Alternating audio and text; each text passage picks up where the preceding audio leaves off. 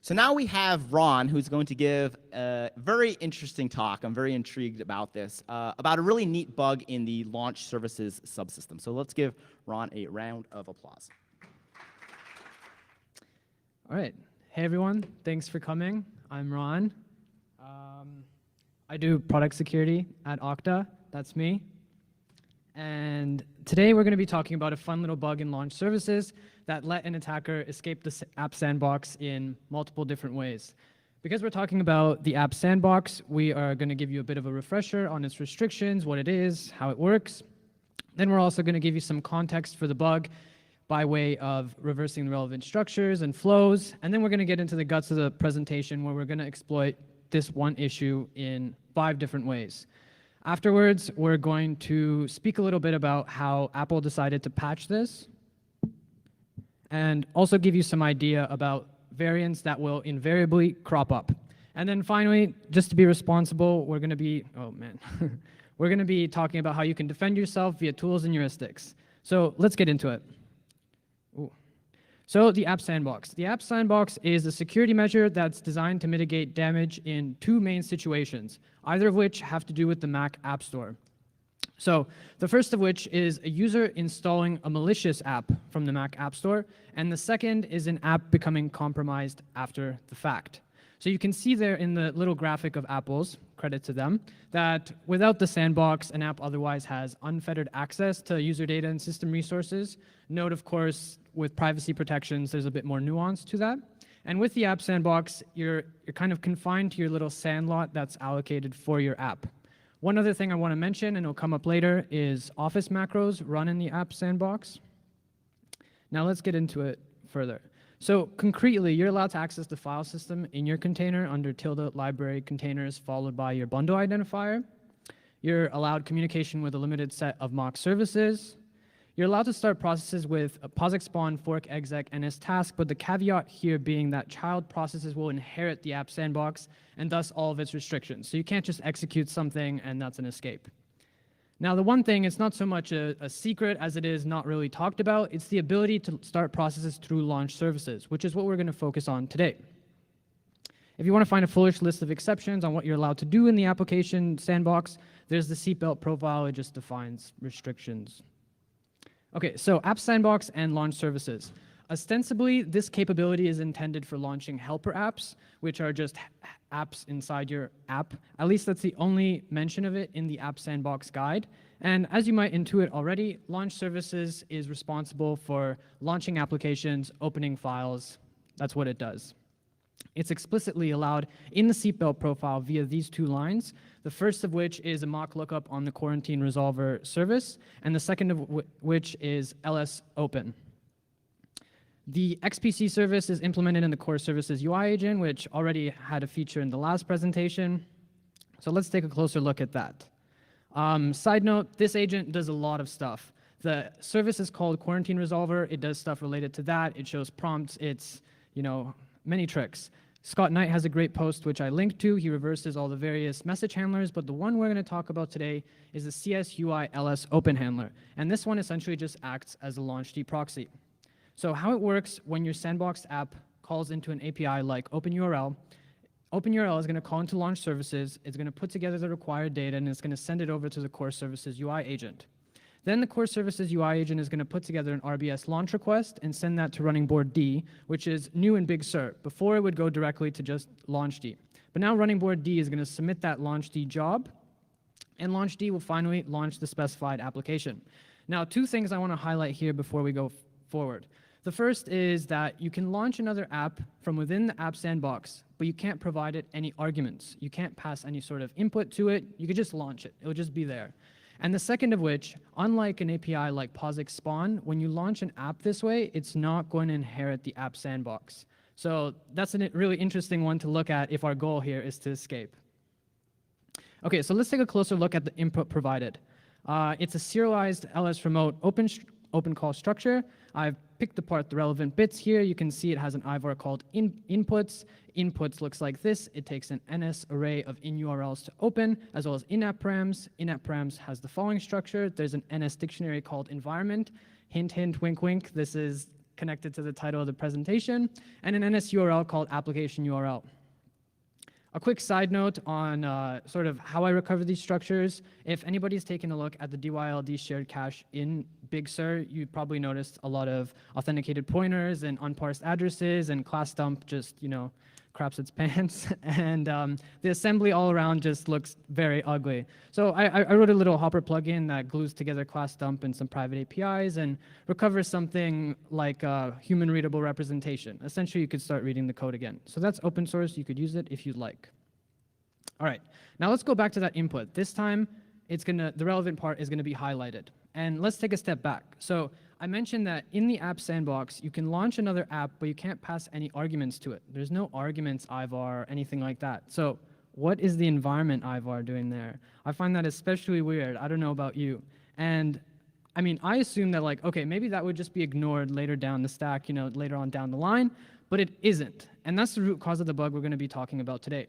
That a sandboxed application can launch other applications outside of the sandbox and control their environment variables. Now, this is a really interesting primitive, and at first I wasn't sure if this was exploitable. I assumed, oh, Apple clearly had thought of this, but I'll show you in just a sec. So, triggered this the hard way. It's not really that hard, but you'll see why I'm going this hard relative to the other stuff. You extract the relevant structures, say through class dump, DSC tool, whatever you will, write your XPC client, set that environment IVAR to the environment variables of your choice, so just an NS dictionary. In this case, we set food to bar. And then go ahead and send it to the quarantine resolver service. The core services UI agent is going to launch the app outside of the sandbox, and it's going to have a controlled environment. But it gets even easier, and you could just use the API. In this case, if we instantiate NS workspace open configuration, we set the environment property to that same NS dictionary, food to bar. We'll pass that to open URL, and it's going to launch Safari with a controlled environment. Surely Apple couldn't have overlooked that, right? And if you go take a look at the documentation, you'll see this case is explicitly called out. It says, if the calling process is sandboxed, the system ignores the value of this property. Now, we're about 10 months since I first reported this issue, and the 4 subsequent reports, I keep calling the documentation out as, this is the expected behavior. The observed behavior is that the system does not ignore the value of this property, and it remains.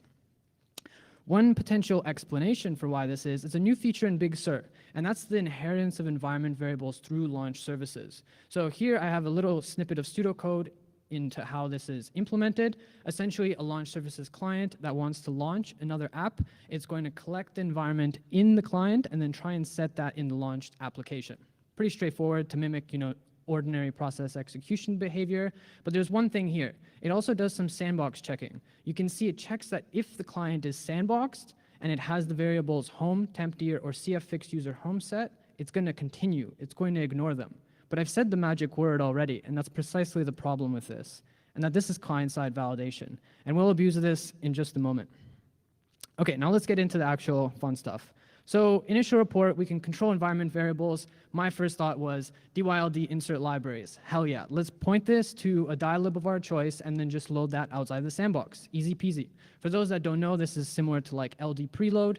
You just point this to a path to a dilib, and that should be loaded when DYLD in the process start.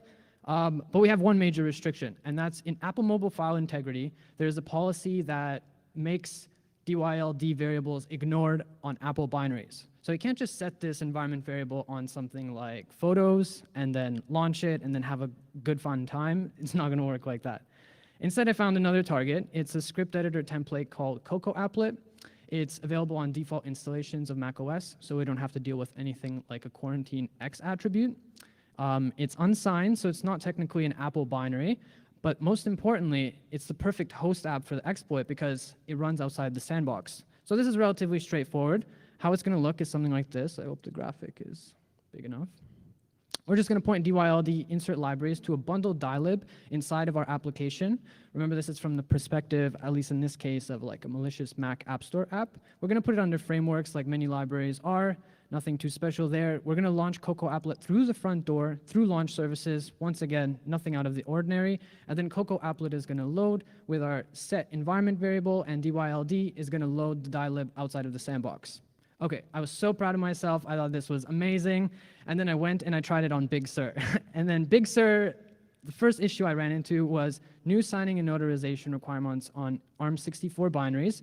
But that's easy enough to bypass. You can just change the architecture in the launch request. But then another thing I noticed was that Cocoa Applet popped the first launch prompt. It said, "Are you sure you want to open Cocoa Applet? We didn't sign it." And then I was like, damn, because what that made it was requiring user interaction. So now we know the user is going to click through the prompt anyway, but ideally there's no prompt at all in the first place. So kind of lousy, but Apple thought, like, fine, we'll fix it. It's weird behavior. They patched it in 11.4. They now check if a variable you want to set has DYLD prefix, and if it does, it's just ignored. It's not sent along in the launch request. And that's what the input looks like in the console. Water break. Okay, so let's go back to that requirement. There's interaction requirement. I mean, there's an interaction requirement here in this exploit, and that makes it sort of lousy. Let's get rid of it properly. And we're going to do that through this very funky environment variable. And there are two parts here. Let's break it apart. So the first part, the _XPC prefix. If you set an environment variable prefix with _XPC on an app, and that app launches an XPC service, libxpc is going to strip the prefix and set the rest of the variable on the started service. So this is a way to set an arbitrary environment variable on the service of an app. And now the second part. Our target for this one is going to be music.app, which has a service called Visualizer Service, and Visualizer Service loads plugins from tilde, library, iTunes plugins. Now, how is this URI resolved? It's built with NS search path from directories and domains. The second argument is passed NS user domain mask. And when that argument is passed, it's going to call into NS home directory to expand the tilde. And NS home directory has a fast path where it just reads the value of cfx user home. Now this might all start coming together. Here's the flow. Let's go over it. And our goal here is to load a malicious plugin once again within our app. Here's how it's going to work. So step number one, we're going to set XPC cfx user home to our app sandbox container. We have rewrite access within the container. In that folder, we can start to recreate the directory structure that the service expects. And we'll do that, but one last part. In creating that directory structure, we're going to symlink app resources to iTunes plugins so that we don't have to copy the plugin from inside the app to the container, because that's going to add the quarantine X attribute to it, and it's going to fail to load, essentially. So we do this symlink trick to build a directory structure, have this plugin available, and then we're just going to, once again, launch it through the front door. We're going to launch music.app. Music.app is going to start its XPC service, Visualizer Service, through XPC connection create, at which point libxpc is going to strip the prefix, set cfixed user home on that service, and then when the service tries to resolve the URI, it's going to point to inside the container. At which point the symlink is going to be traversed, and that's going to point to inside the app. And then this time we properly have a no interaction sandbox escape. Okay, but still something's nagging me. And that's the requirement to bundle something with the app. You know, I figure, like, if I put something in my app and it's an iTunes plugin, I would really hope that App Store review would probably have some sort of heuristic and flag that, or, you know, trigger manual review or something. So can we remove that requirement, the one where we have to bundle something inside it? And we're going to do that through home. So remember I mentioned that Big Sur feature? There was some validation done of home tempdir cfixed user home, and I mentioned it was done client side. It's time to bypass. So we're just going to send the data directly to the service. We're just going to go around LaunchServices framework and send it directly to the endpoint. And our target for this one is going to be terminal.app. Here's the flow. Let's step through it and understand how this works. So step number one, we're going to write out a malicious.profile in our sandboxes container. We can do this because we have read-write access, and in .profile, there's going to be arbitrary shell commands. It's going to be the jump-off point for our second stage or whatever we want.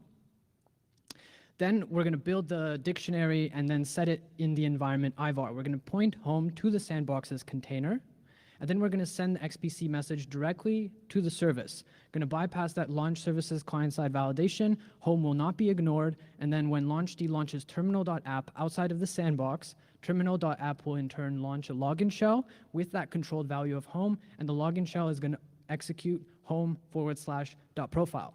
I think a bit of an improvement over the last one.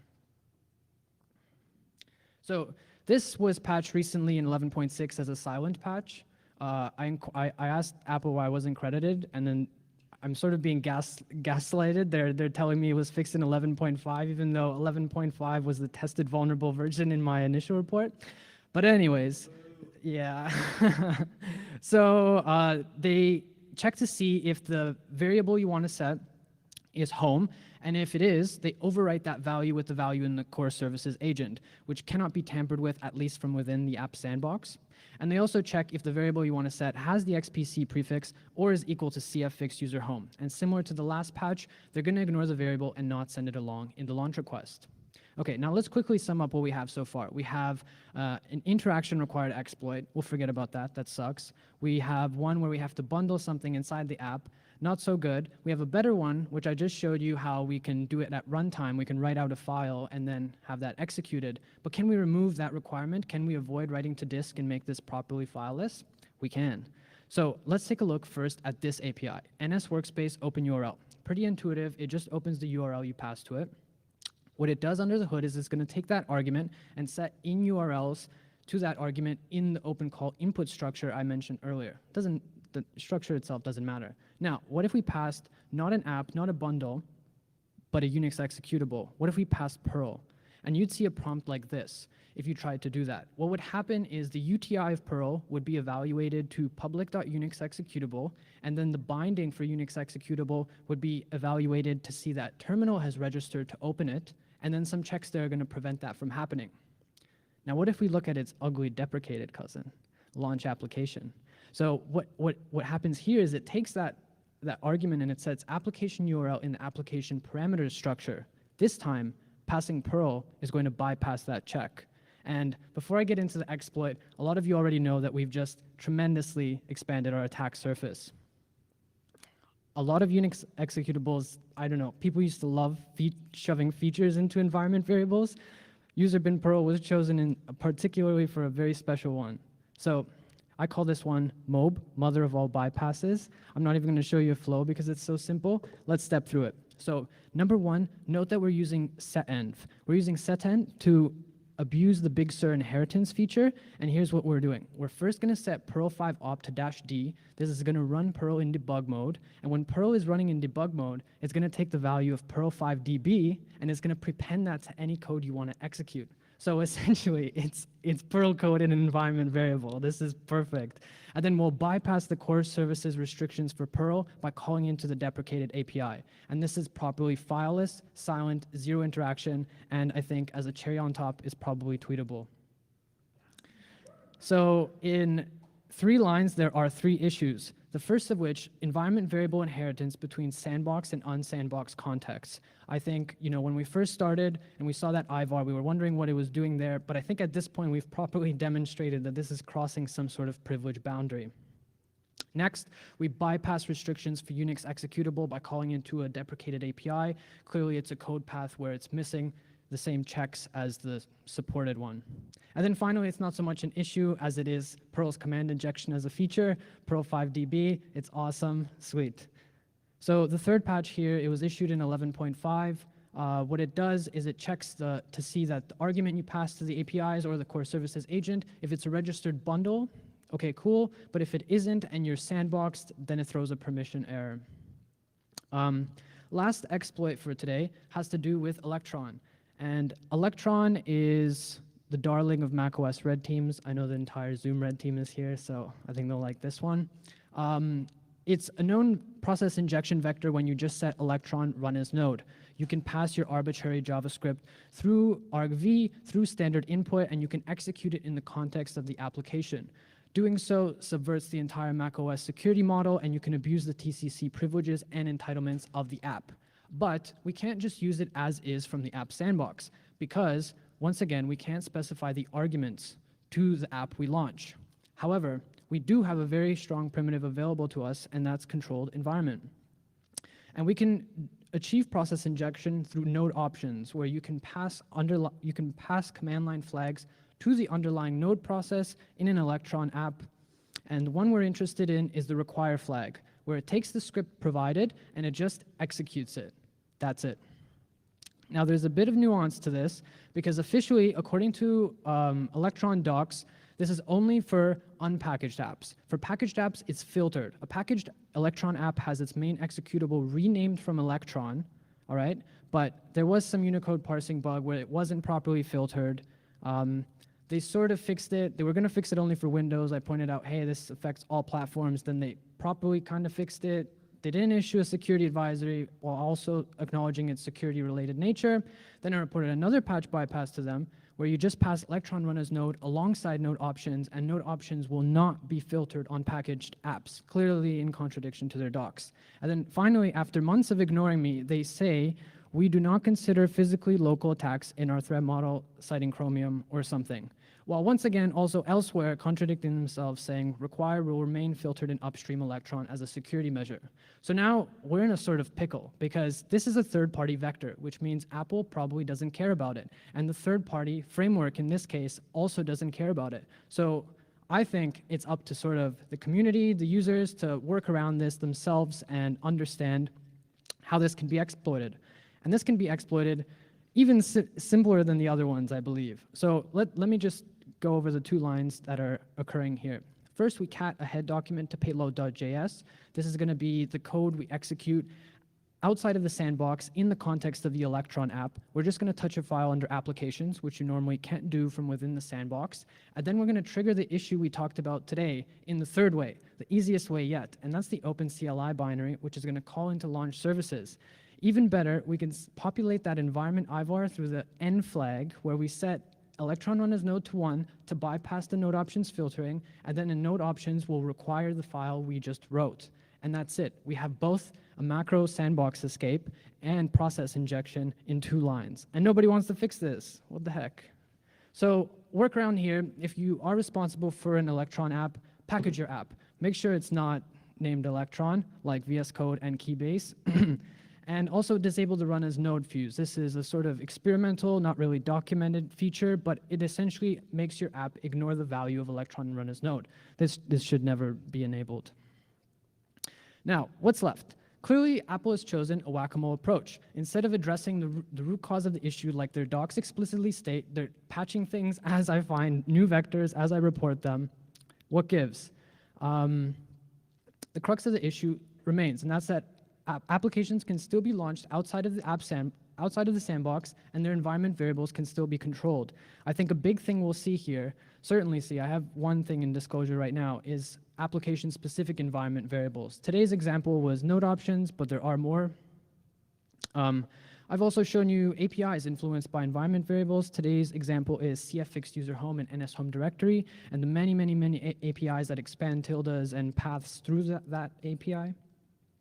And also, sandbox parameters are sometimes initialized by environment variables. The example I have is the Trusted Peers helper service, where the home subpath is initialized from the home environment variable as opposed to somewhere more secure like Open Directory D. Yeah. Now, if you want to defend yourself, I've submitted a PR to the Objective-C process monitor tool. It's not merged yet, but we'll get there, right, Patrick? And what you want to look for is essentially everything we talked about today. If you see an unsandboxed app with its value of CF fixed user home containing containers, in other words, it's pointing to a sandbox container, but it's not sandboxed, that's very suspicious. Chaba Fitzel's Shield app also looks for Electron run as node, but not the second, the latter, node option. So if it's an unpackaged app, yeah, you'll need something else for that. And another heuristic, one final one, if you can determine that a process was launched through LaunchServices, and then you could also obtain the parent PID of that process, the one who submitted it, check Jaron Bradley's TrueTree project for that. If the parent is sandboxed and the child process is unsandboxed, that should probably add some weight to your detection algorithm. And I think I'm just about out of time, so mahalo to Andy and Patrick, and thank you to Matthias and Juan and Okta for supporting me. Thank you, everyone.